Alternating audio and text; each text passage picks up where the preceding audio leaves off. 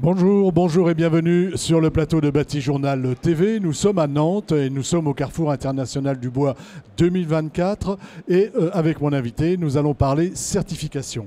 Guillaume Daringer, bonjour. Bonjour. Guillaume, vous êtes le directeur technique de FSC France. Et tout de suite, je vais vous demander de nous rappeler ce que fait FSC. Eh bien, FSC, c'est un système de certification pour la gestion forestière responsable dans le monde qui a établi des normes de gestion forestière qui sont basées sur des aspects économiques, environnementaux et sociaux et qui assurent donc, via des audits externes, la bonne gestion des forêts partout dans le monde et assurent ensuite la traçabilité via d'autres normes de chaîne de contrôle jusqu'aux produits finaux qui sont utilisés par exemple dans les constructions de bâtiments.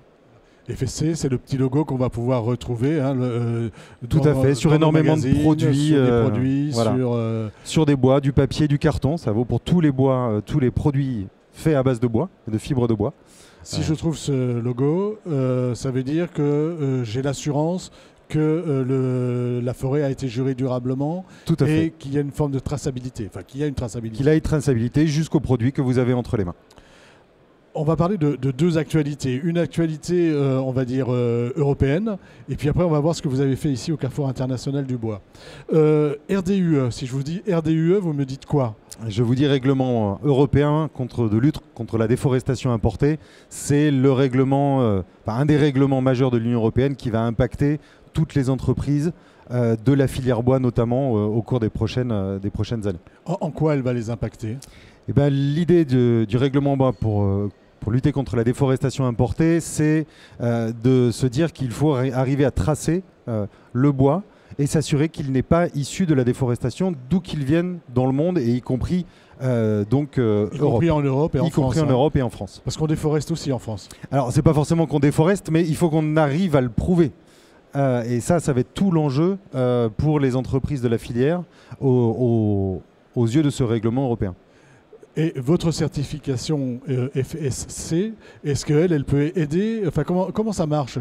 Est-ce que vous êtes en phase avec cette nouvelle réglementation qui arrive? Voilà, alors la question de la déforestation et même de la dégradation qui est au cœur aussi de cette réglementation européenne, donc la transformation de forêts naturelles, on va dire, ou semi-naturelles en plantations monospécifiques. Je fais très court, mais c'est ça l'idée. Vous pouvez développer un petit peu. Mais voilà, pour schématiser, c'est un peu ça l'idée de cette réglementation. Ces questions-là, donc de lutte contre la déforestation et de lutte contre la dégradation des forêts, ce qu'on appelle nous la conversion, c'est vraiment au cœur de la certification FSC depuis sa création, depuis 1994.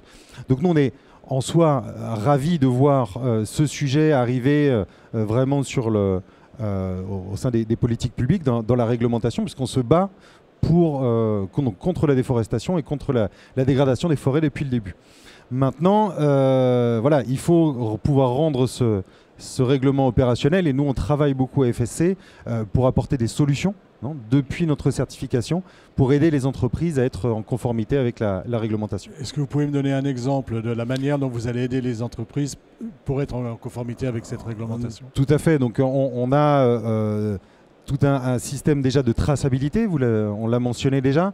On rajoute des outils volontaires à cette norme de traçabilité pour assurer une diligence raisonnée au sens du règlement, pour les entreprises qui souhaitent du coup transmettre les informations demandées par la réglementation à leurs clients. Par exemple, une question idiote, une diligence raisonnée. Une diligence raisonnée, c'est une façon de vraiment de contrôler ses approvisionnements, de suivre ses approvisionnements avec un système annuel de vigilance interne, en fait, d'espèce d'audit interne qui permet de tracer et d'obtenir la documentation nécessaire et la transmettre à ses fournisseurs et à ses clients. C'est donc vigilance raisonnée. Hein. C'est un petit peu, voilà. Je vous avais... Tout à fait. Non, le mot, c'est diligence. C'est diligence, mais en fait, c'est qu'il faut être vigilant et il faut pouvoir le contrôler et prouver le respect de ces normes. Vous allez pouvoir les aider. Voilà, on met ces outils en place. On apporte aussi d'autres outils. Alors, on travaille sur des outils d'identification, d'assurance au niveau de chaque pays des risques de déforestation, de dégradation. Donc ça, on met aussi nos normes en en lien, en conformité, on va dire, avec les éléments de réglementation de l'Union européenne. Donc des analyses de risques nationales qui vont nous permettre d'identifier les vrais risques existants. Et on travaille aussi sur des solutions technologiques, des solutions comme des blockchains, par exemple, qui arriveront dans le courant de l'année pour assurer le transfert d'informations de façon confidentielle de clients de fournisseurs à clients tout au long de la chaîne. Voilà, donc quelque chose d'assez complexe et donc pour lequel vous allez pouvoir aider les personnes. L'idée, c'est que on puisse être vraiment un outil pour les entreprises de toute la filière pour se mettre en conformité avec cette réglementation. On en est où aujourd'hui de cette réglementation? Est-ce qu'on sait à peu près à quel moment elle va aboutir et quand est-ce qu'elle se mettra en place? Alors cette réglementation doit être effective à partir du 1er janvier 2025. Donc c'est demain. C'est demain, oui. Ouais. Maintenant, il y a encore énormément de choses à clarifier, on pense, au niveau de cette réglementation. Donc il y a encore des interprétations qui sortent, il y aura des discussions nationales certainement également à mettre en place. Et forcément, on est très attentif à toutes ces discussions, toutes ces évolutions pour que notre solution, les solutions qu'on va proposer, soient le plus en adéquation avec ces dernières évolutions ou ces dernières interprétations. Alors, ça, c'était notre première étape, on va dire, vraiment voir comment vous vous mettez, comment vous allez accompagner cette nouvelle réglementation. Tout à fait. Deuxième chose, on est ici au Carrefour International du Bois, et on va dire, pour le dire un petit peu familièrement, que vous vous êtes frotté à votre propre jeu, c'est-à-dire que vous êtes pris à votre propre jeu en allant certifier votre stand ici au CIB. Expliquez-nous ce que vous avez voulu faire, ce que vous avez voulu comprendre et montrer. Tout à fait. C'est une première pour FSC France, comme vous le dites, de s'essayer à appliquer nos propres normes. On a une norme qui s'appelle la certification de projet qui vient terminer la traçabilité des bois en phase chantier. Donc pour des constructions, pour des ouvrages d'art, pour des ouvrages d'aménagement extérieur, intérieur et éventuellement des stands utilisés pour des salons. Et donc on s'est dit, cette norme qu'on promeut, qu'on explique aux acteurs de la construction, de l'aménagement, etc., on s'est dit, ça serait pas mal si pour le stand de FSC France au Carrefour du Bois, on la mettait en place. Et donc on a travaillé effectivement à appliquer cette propre norme avec notre standiste, avec son prestataire menuisier qui n'est pas lui certifié, mais justement par cette norme on peut combler le défaut de traçabilité du dernier maillon et arriver à sourcer tous les bois qui sont sur notre stand sont effectivement certifiés FSC. Le menuisier donc ne l'était pas. Non. Quand vous lui avez dit maintenant il va falloir passer à la certification parce qu'on voudrait pouvoir certifier notre projet, qu'est-ce qu'il vous a dit? Je pense que à la fois le standiste et l'atelier, ils étaient enthousiastes en fait à l'idée d'essayer ça avec nous, d'essayer ce projet-là avec nous. Ça a été un travail collectif en fait, puisque nous on a dû pour ce projet-là les former à la traçabilité, mettre en place avec eux des procédures, comment recevoir, comment s'assurer que les bois qui étaient reçus étaient bien certifiés FSC, comment s'assurer qu'il n'y ait pas de mélange avec d'autres bois non certifiés au sein de l'atelier. Comment mettre en place tous ces aspects de la norme que nous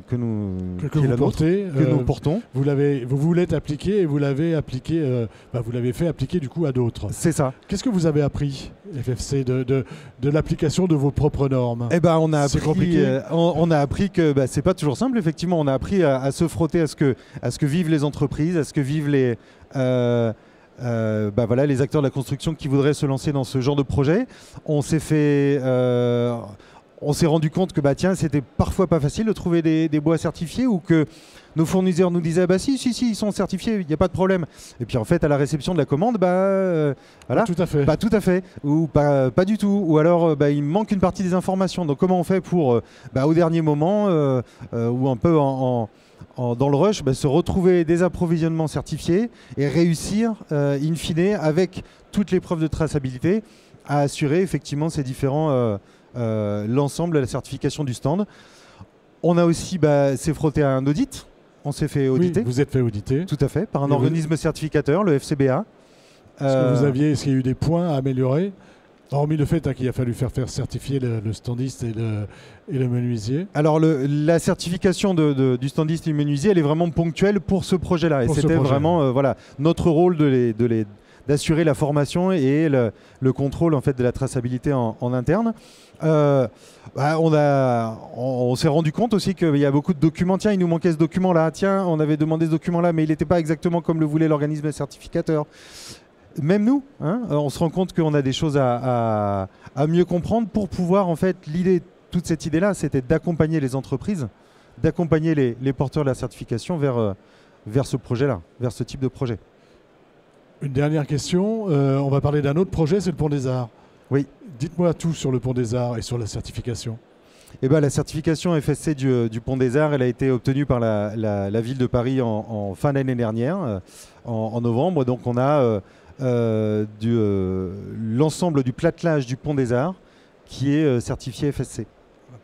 Une certification de projet comme celle que vous avez réalisée pour votre stand ici. Exactement. Donc la ville de Paris a travaillé avec ses fournisseurs, les poseurs non certifiés, pour qu'ils permettent d'assurer la traçabilité des bois depuis le vendeur qui lui était certifié, le vendeur de produits bois qui était certifié, et les dernières étapes de transformation et de posage qui ne l'étaient pas, et donc assurer la traçabilité de ces bois jusque sur le platelage. Voilà, donc maintenant quand on va sur le Pont des Arts, on sait que les bois sont tracés. Que les bois sont tracés, certifiés FSC. Certifiés FSC et issus de forêts durables. Exactement. Gérés durablement. Merci beaucoup, merci à vous d'être venu nous parler de vos actions à FSC. On aurait pu en parler de beaucoup d'autres choses, mais on a vu comment vous alliez vous aider les entreprises certifiées à se conformer à la nouvelle réglementation européenne et comment vous vous êtes appliqué votre propre norme. Merci. Merci à vous d'être venu sur le plateau de Batijournal TV. Une émission à retrouver sur les sites de nos partenaires que sont le magazine Wood Surfer et bien sûr l'Atelier Bois et sur le site internet Batijournal. Merci à vous.